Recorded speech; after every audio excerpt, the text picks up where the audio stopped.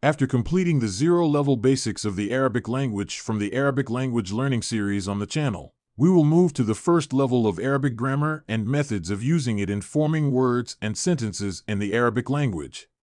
Below is the new schedule for publishing new lessons on the Easy Arabic with Usama channel. Monday, Arabic language grammar. Wednesday, tenses in Arabic. Friday, new words and phrases.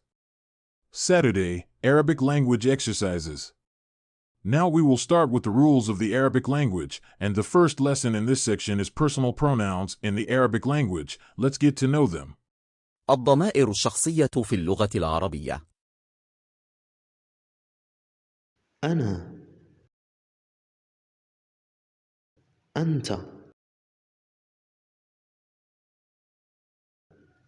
أنتِ، أنتما،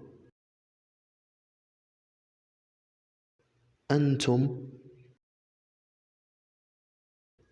أنتن، نحن، هو،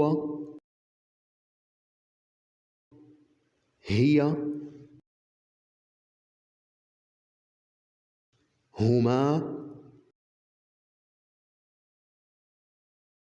هم، هن.